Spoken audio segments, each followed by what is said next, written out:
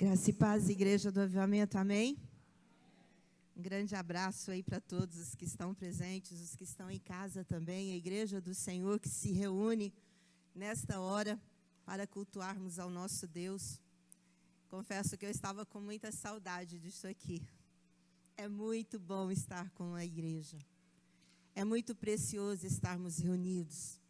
Faz toda a diferença na nossa vida.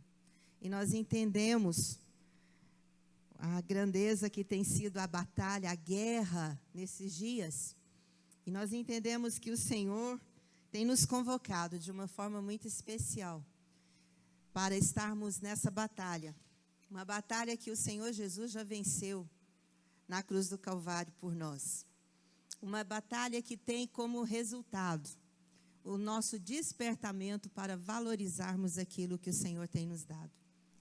A gente precisa entender isso. Quantas vezes nós desprezamos, nós trocamos o nosso tempo de comunhão, de estarmos juntos, porque congregar é uma ordem da palavra de Deus. Deus nos manda congregar. É importante, cristianismo também necessita demais de relacionamento com Deus e com os irmãos. É neste relacionamento que somos fortalecidos. Vocês estão entendendo o porquê de tanta batalha? De tanta luta para que isso não ocorra? Né? O objetivo das trevas é enfraquecer a nossa fé. É trazer para nós desânimo. Mas o importante é que a igreja do Senhor, ela continua avançando, amém? Porque buscando ao Senhor, estando na presença do Senhor, o Senhor vai mudar esse quadro. Eu creio nisso. E eu começo fazendo algumas perguntas. Quantos aqui já perguntaram, e eu vou levantar a minha mão em todas elas. Quantos aqui já perguntaram, Senhor, o que eu tenho que fazer para chamar a sua atenção? Eu tenho feito essa pergunta. Senhor, está faltando oração? Senhor, por que as coisas estão tão difíceis? Senhor, o que temos que fazer para mudar isso? O que depende de nós, Senhor? São tantas perguntas.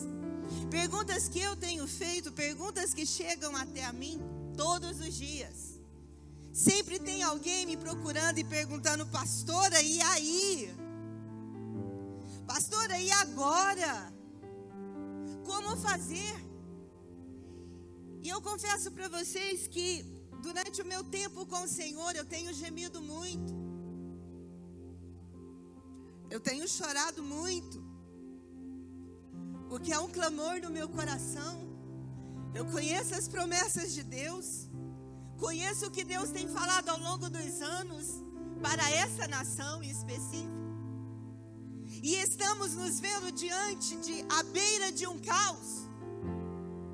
Essa nação, nesse exato momento, está à beira de um caos. Caos na saúde, caos na economia, politicamente falando, nem se diz, nem se fala. Estamos à beira. E nós, igreja, qual é a nossa parcela? Qual é o que o Senhor espera de nós nesses dias? Eu ouvi com uma publicação na rede social aí de um teólogo bem conhecido nos nossos dias. E ele disse assim, que os problemas dos altares hoje é que não estão querendo matar os pregadores mais. E eu confesso que eu tive que concordar. Os pregadores hoje não são caçados nem odiados mais. Porque a maioria fala o que o povo quer ouvir. Ministério profético não é algo fácil. Se você for estudar a vida dos profetas na palavra de Deus, era o povo mais desprezado e solitário da história. Profeta só foi reconhecido, e a maioria deles, absoluta, foram reconhecidos depois da sua morte. Só depois da morte, depois do cumprimento das palavras, que foram ser reconhecidos que eram verdadeiramente profetas do Senhor. Eu me lembro que num desses momentos de clamor, de gemido diante de Deus, o Senhor falou para mim assim: filha, a receita eu já dei. Eu já dei a receita, a fórmula está aí, o coquetel está aí, basta vocês usarem.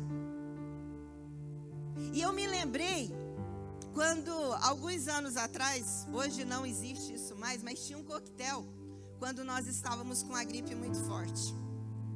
Você ia numa farmácia, não sei quantos aqui fizeram isso, eu fiz muitas vezes. Era uma injeçãozinha que tinha uma fórmula para dor e febre.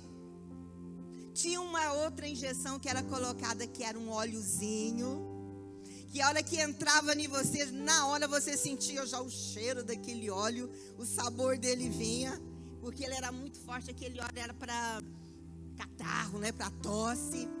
Tinha uma outra famosíssima que todo mundo amava, chamada Bezetacil. Quando aquele negócio entrava na gente, a gente gemia. Ria. Tomou, Paulo Henrique, alguma vez? Sim, né? Um dia eu fui com meus 3 filhos para o médico. Estava eu e os 3 doentes. Nós fomos lá para aquele posto de saúde ali na Fama.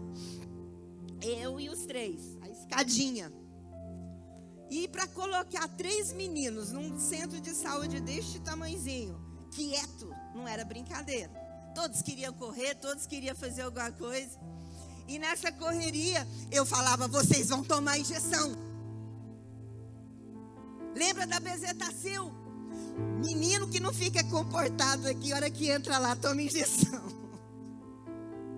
E eu falei isso inúmeras vezes. Entramos, eu consultei, os 3 consultaram. O que aconteceu? Os 3 receberam um xaropezinho docinho, que era uma beleza. Irene tomou uma Bezetacil. A Graciele, como não podia deixar passar, acho que ela tinha 7 anos na época, ela virou para mim e falou: mamãe tomou injeção, mamãe tomou injeção. E eu saí de lá numa raiva, o braço doendo, o braço duro, e carregando um punhado de xarope na mão para dar para as crianças. O que eu quero dizer com isso? É que muitas vezes o remédio, ele não é gostoso. Muitas vezes a gente quer tomar xarope, quer tomar um chazinho de erva cidreira, um chazinho de camomila. Mas muitas vezes nós estamos precisando de alosma mesmo. Nós estamos precisando de chá de boldo. Nós estamos precisando de Bezetacil. Nós estamos precisando de chamar a nossa atenção para a nossa responsabilidade. E uma das coisas que o Senhor falou desse coquetel naquela madrugada foi: a minha palavra está aí. Eu falei, eu não vou falar outra coisa. A receita para a cura da nação, segundo a Crônica 7,14. Ponto. 4 doses. 4 doses para formar um coquetel. Humilhar, orar, buscar o Senhor verdadeiramente, de verdade mesmo, e desviar-se dos maus caminhos. Mistura essas doses, funciona. Eu vou ouvir, eu vou perdoar e eu vou sarar. Ponto. É isso que tem que acontecer. Mas eu não vou falar sobre esse texto hoje não. Porque os dias se passaram e numa dessas madrugadas, era por volta de entre 3 e 4 horas da manhã, eu estava orando no meu escritório. E bem em frente, na parede, tem essa bandeira. Eu oro com uma na mão e tinha outra também na parede. E os meus olhos bateram naquela bandeira. Eu li uma vez: ordem e progresso, ordem e progresso, ordem e progresso. E isso explodiu dentro de mim como uma bomba. Era muito forte. E o Senhor falava comigo: fala, avisa a minha igreja. Ponham em ordem a minha casa. Ponham em ordem. Essa frase não está aí por acidente. É uma determinação minha dos céus. para o Brasil. Coloque em ordem, porque o progresso é a minha parte. Este é a minha parte, sou eu que faço. E é o progresso do reino dos céus. É o progresso de Deus. É as riquezas insondáveis de Deus sendo derramadas nessa nação. É as promessas de Deus sendo cumpridas no Brasil. Foi muito claro quando Deus falou isso para mim. Avisa a minha igreja. É tempo de colocar a vida em ordem. Eu falei isso, eu gostaria que você abrisse a sua Bíblia comigo. 2 Reis. Esse é o texto que nós vamos usar. 2 Reis, capítulo 20.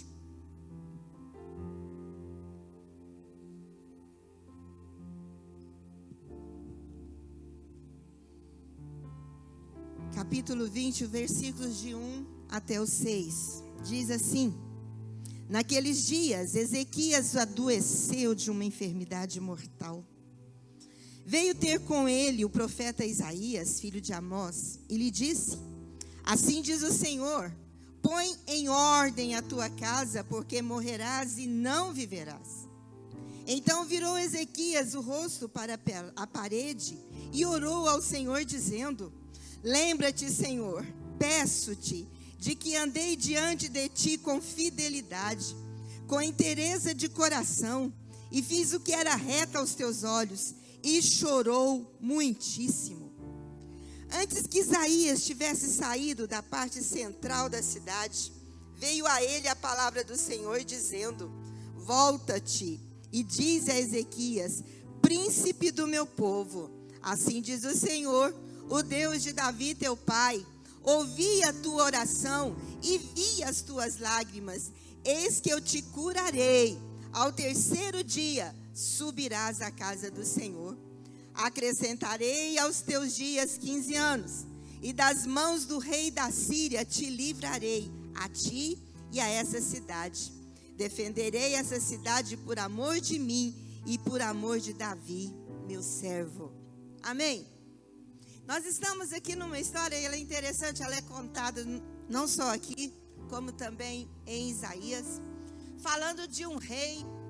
Ezequias foi um homem extraordinário, um homem com uma história grandiosa, riquíssima, um homem que foi usado por Deus para trazer grandes reformas na nação. Ele trouxe a igreja, ou seja, ele abriu novamente o templo que estava fechado. Ele instituiu novamente os sacerdotes, trouxe os levitas para ministrarem ao Senhor. Fez grandes reformas na nação. Um homem que tem um histórico maravilhoso. Um homem que buscou o Senhor e que foi usado por Deus no seu tempo.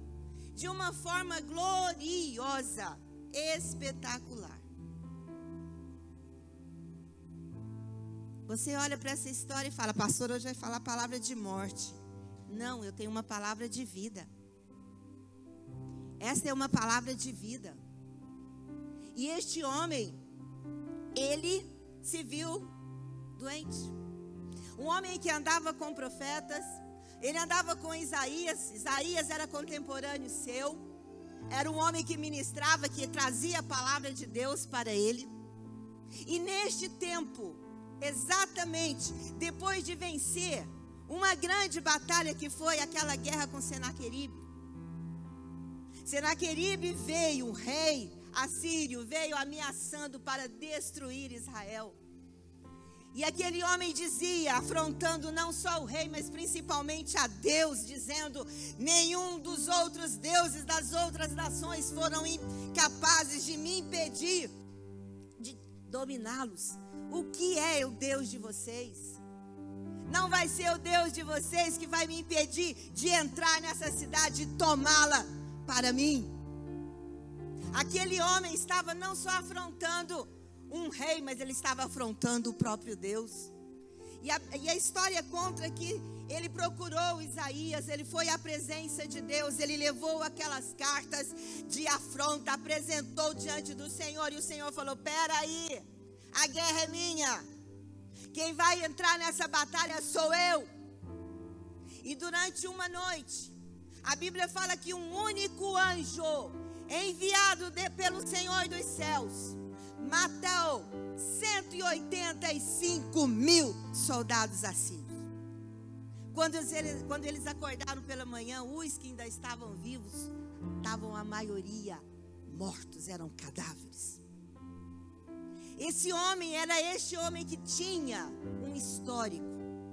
E para este homem Deus chega e fala: escuta, põe em ordem a tua casa, você vai morrer.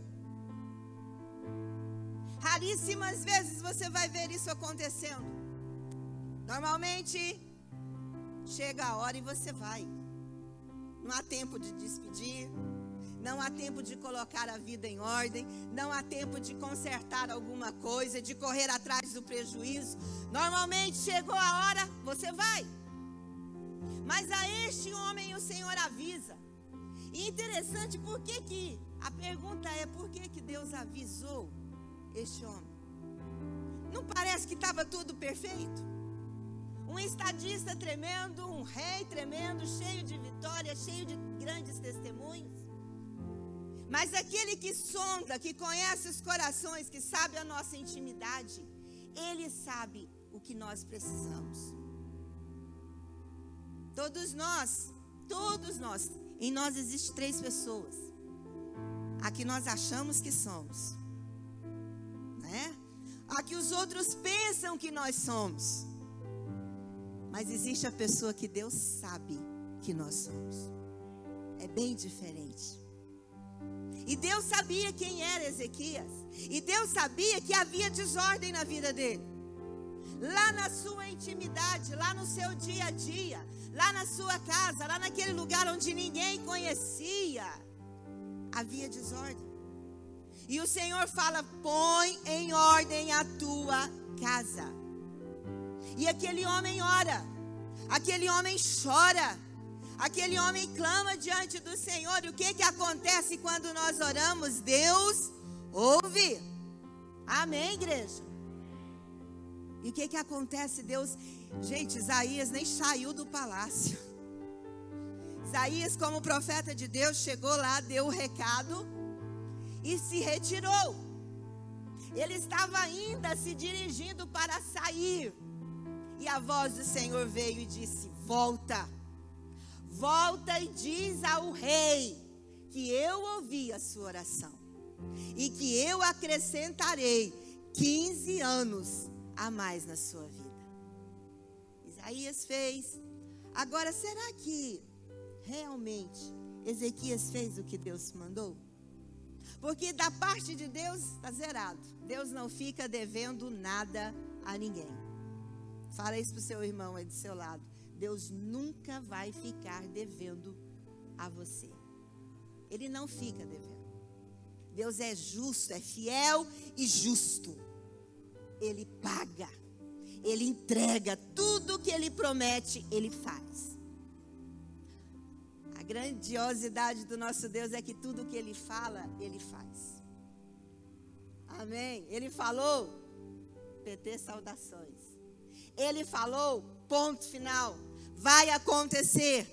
O que acontece é que muitas vezes nós pegamos e colocamos vírgulas e mais vírgulas, né? Deus falou, mas tá assim, assim, assim. Deus falou, mas complicou-se assim, assim. Deus falou, mas olha aí o que estamos vendo. Deus falou. E isso é ponto final. Então, o que acontece aqui, eu quero falar, se for para darmos um título, é põe em ordem a sua vida. Colocando em ordem a nossa vida. Primeira coisa que eu entendo que nós precisamos colocar em ordem a nossa vida com Deus. O nosso relacionamento com Deus. E eu estou falando isso para a Igreja do Senhor Jesus. Amém, amados? Pensa comigo. Poderíamos enumerar muitas coisas necessárias para colocar a nossa vida em ordem com Deus. Mas eu enumerei poucas. Porque eu entendo que essas são as divisoras de água. Colocando essas em prática, todo o resto vai se estabelecer. todo o resto vai acontecer. A primeira coisa que nós precisamos é averiguar qual está sendo o nosso nível de obediência à vontade de Deus para a nossa vida. Precisamos avaliar isso. Colocar nossa vida em ordem com Deus. Eu preciso estabelecer uma verdade para mim mesmo. Não é para Deus. Deus sabe tudo. Deus usa circunstâncias não é para nos conhecer. Deus usa circunstâncias é para nos revelar a nós mesmos quem nós somos. E aqui, como está o nosso nível de obediência? Você sabe o que Deus quer para você? Você sabe qual é o chamado de Deus para a sua vida? E o que você tem feito de verdade com relação a isso?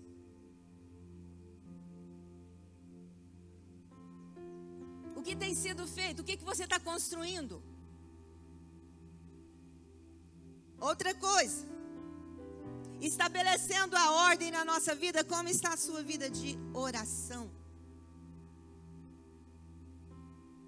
Como está a sua vida de busca, de intimidade, de relacionamento com Deus? Porque nós estávamos sendo uma igreja descompromissada com o Senhor.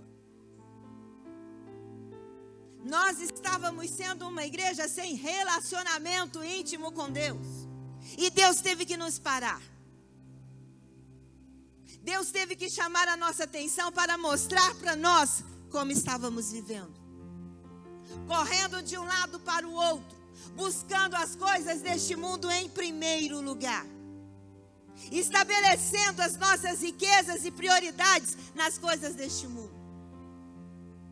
O que sobrava, e se sobrasse, a gente dava para o Senhor. Eu acho extremamente normal eu gastar dias, horas e horas em frente a um computador trabalhando. Eu acho extremamente normal trabalhar 12 horas por dia. Mas passar 1 hora na presença do Senhor é sacrifício demais. Como está a nossa vida com Deus? Nossa vida de busca em conhecer a Deus é outra coisa. Como está isso? Porque intimidade, buscar o Senhor, vai gerar conhecimento de Deus.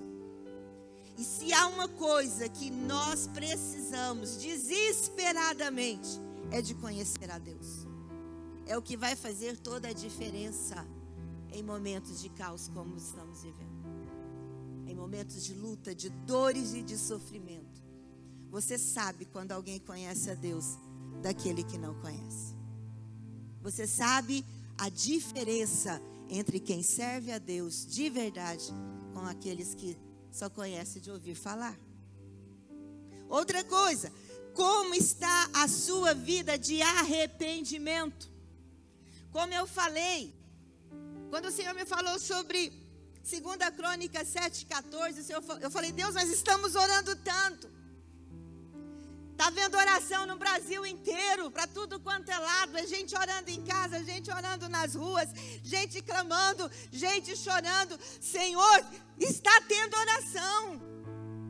O Senhor me lembrou da primeira coisa.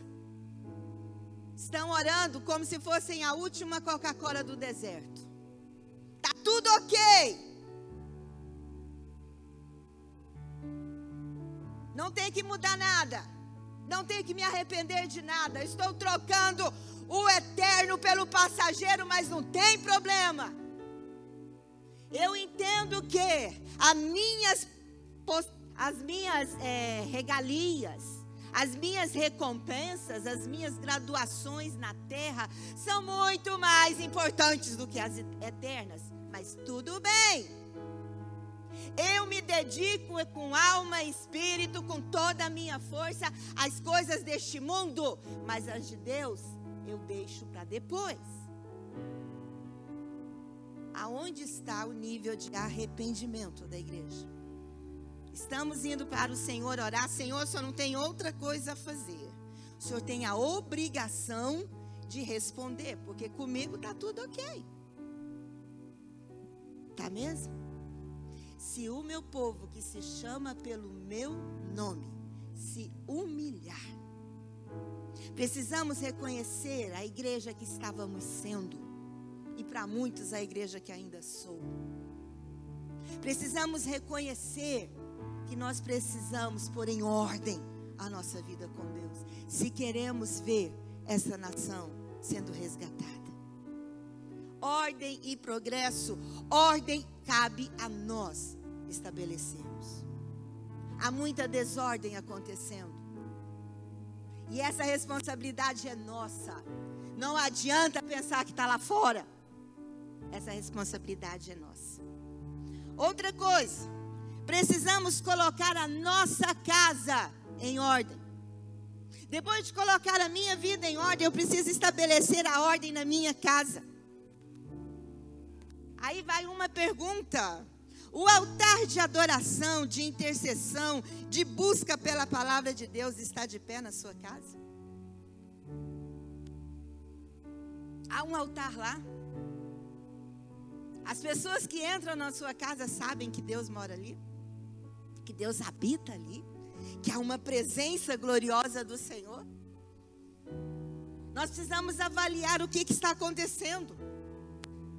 Esse altar está de pé? Glória a Deus. Ponha mais fogo, ponha mais lenha no altar, ponha mais sacrifício no altar. Sem sacrifício não tem fogo, e sem fogo não tem glória de Deus. O altar só tinha fogo se tivesse sacrifício. Que é a glória de Deus? Morra, vai para o sacrifício, vai para o altar. Vai para o altar até que Deus responda, até que Deus mude. Você tem guardado a sua casa dos invasores inimigos? Eu estou nas redes sociais temando, porque eu estou lá para pregar a palavra de Deus. E é temando, porque tenho vontade de sair todos os dias. E a vontade que eu tenho de sair é pelo que eu vejo. Ontem, por exemplo, eu vi uma postagem de uma irmã que eu a conheço há 30 anos. Irmã. E ela colocou uma foto de uma mulher lá e postou um comentário muito negativo sobre essa pessoa. Aí eu perguntei: quem é? Para que eu fui fazer essa pergunta? Ela respondeu: é do BBB. Eu saí, eu não vou me pronunciar, eu me recuso. Eu me recuso a responder um negócio desse. Vou deixar o silêncio. BBB. Olha o que uma membra da igreja do Senhor está fazendo.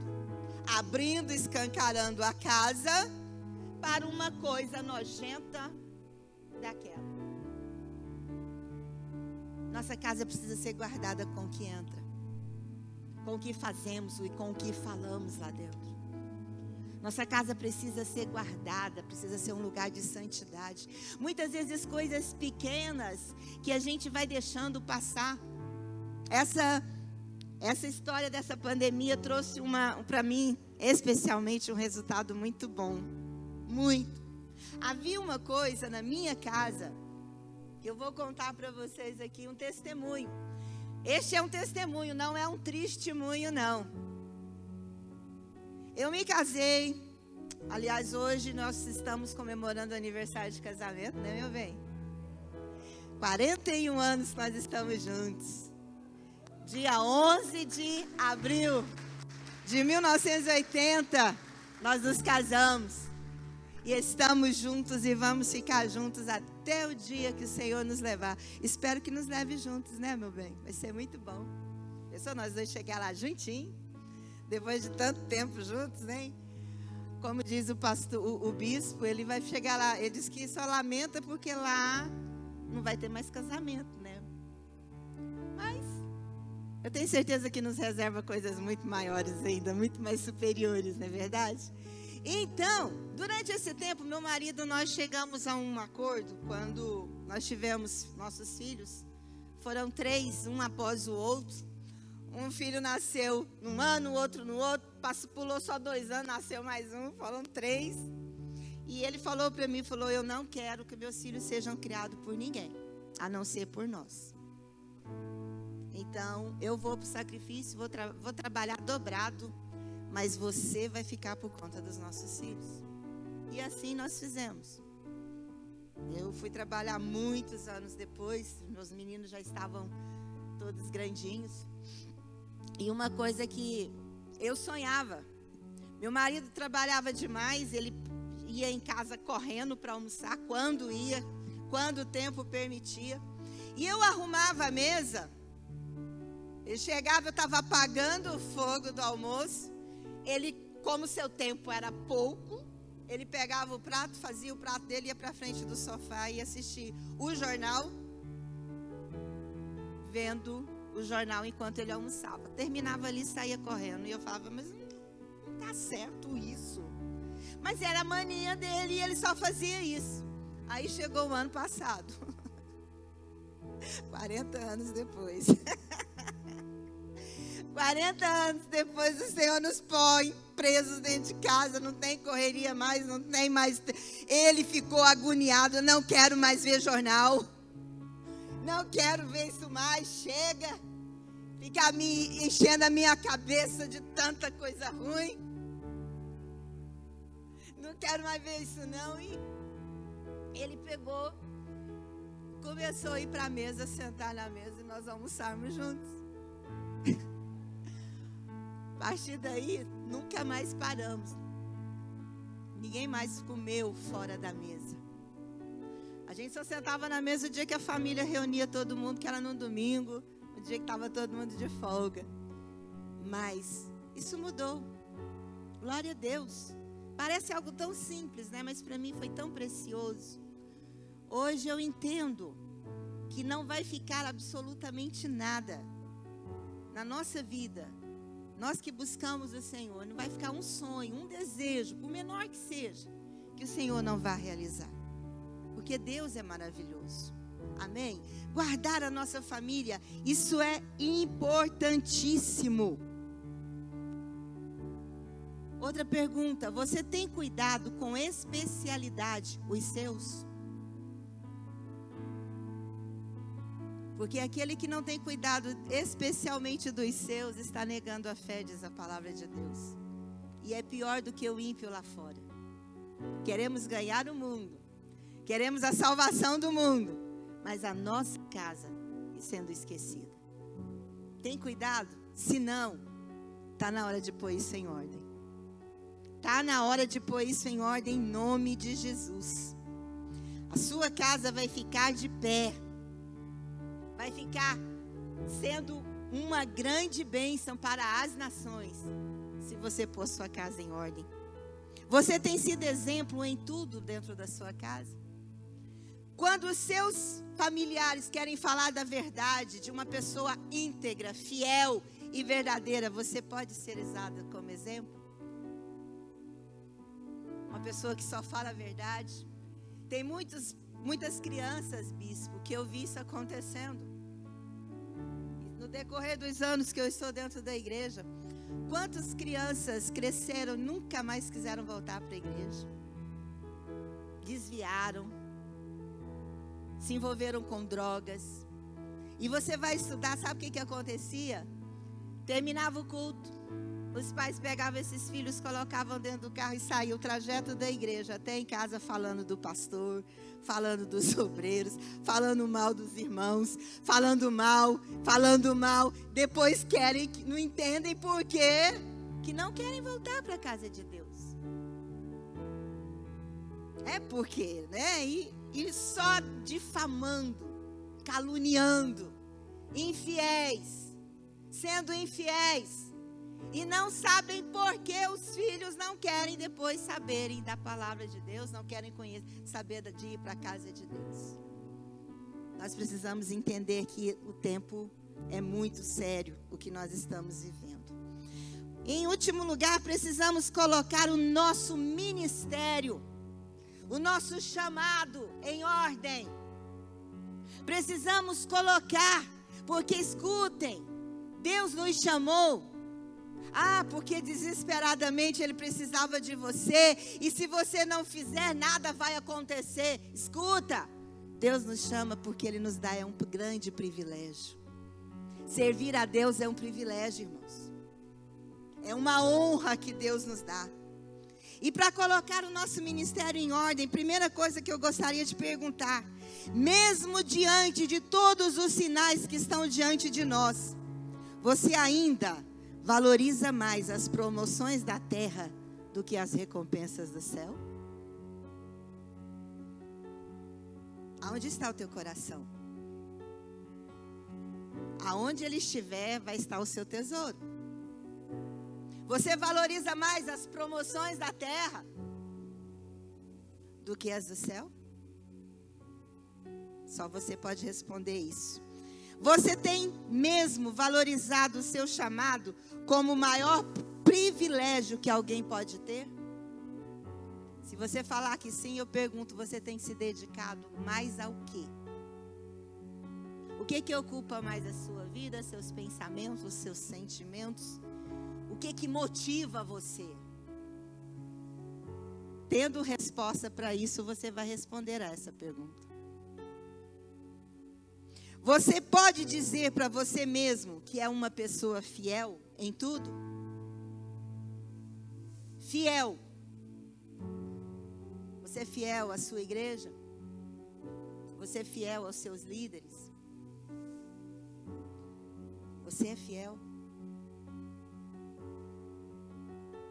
Precisamos pôr em ordem. Sua maior motivação é agradar a Deus ou aos homens? É outra pergunta. Eu não posso responder por ninguém. Eu posso responder para mim. Você faz a obra esperando o elogio humano, ser reconhecido pelo homem, ou faz a obra querendo agradar a Deus? Sabe por que as pessoas não valorizam muito a oração?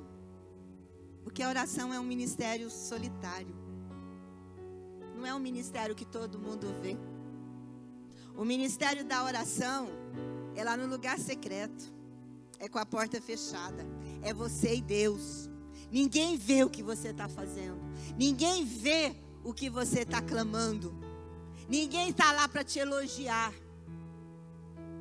Não vê. Só que você conhece alguém que vive na presença de Deus daquele que não vive. É notório. Pode ter muito. Nós precisamos de 2 asas para voar. É palavra e oração. Não adianta você supervalorizar um e esquecer o outro. Você vai ficar manco, você não vai voar. Precisa dos 2. Então a grande pergunta é: como está a sua motivação? Brevemente, eu quero falar sobre o fundamento do ministério. Eu vi isso num livro, eu achei muito forte. E eu vou só ler aqui rapidamente sobre a natureza do ministério. Aliás, a natureza não.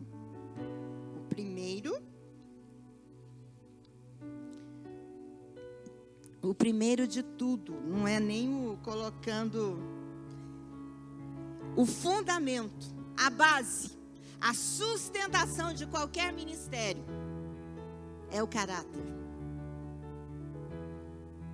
Não existe pessoas sem caráter.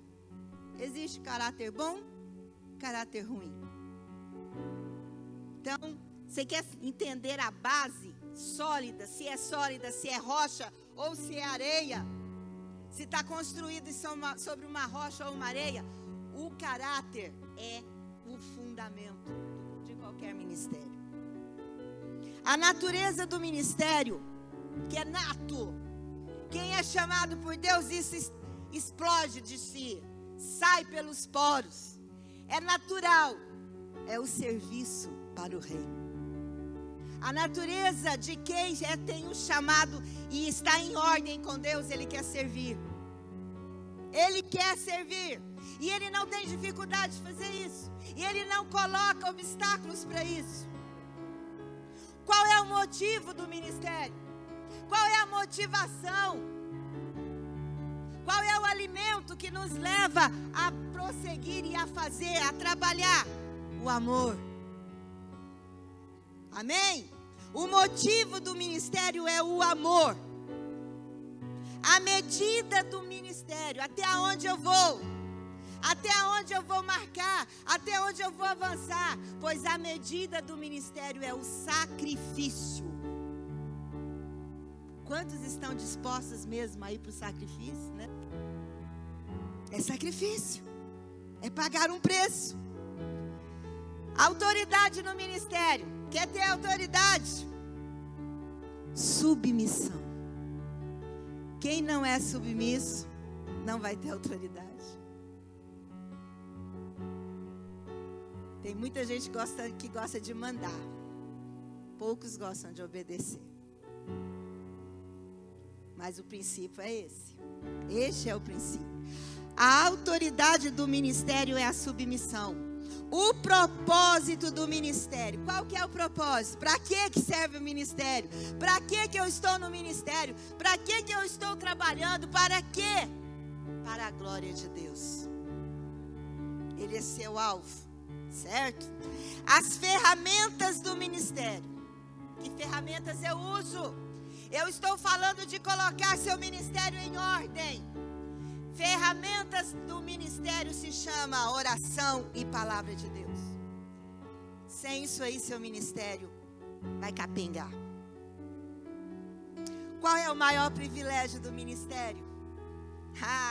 É o crescimento. O privilégio maior é ver o crescimento, é ver a obra avançando. O maior exemplo que nós podemos dar no ministério, unidade. Posso ouvir no amém da igreja? Eu ouvi um pregador alguns anos atrás falando algo que queimou meu coração. Um grande conhecedor, um grande teólogo, um homem admirável. Ele disse assim, do poder da unidade. Ele falou que quando Israel pecou contra Deus, Deus os levou ao cativeiro, tratou com eles. O templo foi derrubado. 70 anos depois eles estavam de volta. E o templo foi restaurado. Mas quando Israel pecou contra o seu irmão, o templo foi destruído. E já tem mais de 2000 anos que o templo não foi reconstruído ainda. Isso é para dizer para nós, para mim e para você, que o seu pecado contra o seu irmão, para Deus é mais grave do que um pecado com relação a ele. Sabia? O templo foi reconstruído em 70 anos depois, quando o povo pecou contra Deus. Mas quando o pecado foi contra o seu irmão, até hoje, o templo está derrubado. Vamos estabelecer a ordem na igreja, amém? O poder do ministério. Quem é o poder do ministério da igreja? Espírito Santo, amém? E quem é o modelo? Quem é o modelo? Diga aí sem medo de errar. Jesus! Ele é o nosso modelo. E para terminar mesmo, para concluir, Ezequias teve a oportunidade, a sua oração foi respondida, mas ele não fez a sua parte. Eu termino falando de 2 erros terríveis que Ezequias cometeu. Primeiro, ele se orgulhou, encheu de orgulho e foi mostrar, sabe para quem? Os reis da Babilônia, suas riquezas. Eles mandaram seus espias, os seus diplomatas, para espiar a terra. E ele fez o quê? Mostrou tudo, pastor Guildo, tudo. Levou dentro das salas dos tesouros, mostrou toda a grandeza do seu reino. Ele se orgulhou. Pouco tempo depois, poucos anos depois, Babilônia foi lá e levou todos, e levou tudo. Erro de Ezequias. Cuidado com o inimigo. Cuidado com o que você põe dentro da sua casa. Cuidado com o que você mostra. Cuidado. E em segundo lugar, um grande erro. Ele viveu 15 anos a mais, não foi? Nesse período de 15 anos, ele teve um filho, Manassés, conhecido como o pior rei que Judá teve. Manassés começou a reinar com 12 anos, ou seja, 3 anos depois dessa oração, Ezequias teve esse filho. 12 anos depois ele morre. Quem assume? Manassés. Sabe quem foi Manassés? O pior rei que Judá teve. Instituiu a idolatria de novo, levantou altares dentro do templo, pôs altares para tudo quanto é lado. Manassés, ele instituiu bruxaria, invocar mortos, feitiçaria. Este filho de Ezequias. Se não bastasse tudo isso, até os seus próprios filhos ele ofereceu em sacrifício aos demônios. Filhos, Manassés ofereceu seus filhos em sacrifício. Conta-se a história, isso não está na Bíblia, mas conta-se a história, que foi no reinado do rei Manassés, que Isaías morreu partido, cerrado pelo meio. Significa que o profeta foi morto por ordem desse rei. Queridos, quando eu não coloco a minha vida em ordem, quando eu não obedeço ao Senhor, acontece como aconteceu com Ezequias, nasce-se o pecado. Ele gerou o pecado, ele gerou a desobediência, ele gerou a rebeldia, porque ele não cuidou do seu filho. O que está provado aqui é que Ezequias não pôs em ordem a sua casa. Gerou um filho para o pecado. Gerou um filho para a perdição, que trouxe muito sofrimento para a sua geração. Manassés reinou por mais de 50 anos. E o seu reinado foi um reinado de sofrimento. Chegou a ser levado cativo. As coisas de Deus, os tesouros levados. Queridos, Deus nos chama nessa manhã para estabelecermos a ordem na nossa vida. Eu não sou a igreja do Senhor sozinha, mas eu faço parte da igreja. Amém, queridos? Você não é a igreja sozinho, mas você faz parte dela. E se você coloca a sua vida em ordem, se cada um de nós entende o que o Senhor está nos chamando para esse tempo, se cada um de nós começarmos a obedecer e a fazer o que o Senhor está nos mandando nesses dias, eu tenho certeza absoluta, Deus vai mudar a nossa sorte. Deus vai mudar. Estamos vivendo tempos de juízo, sim.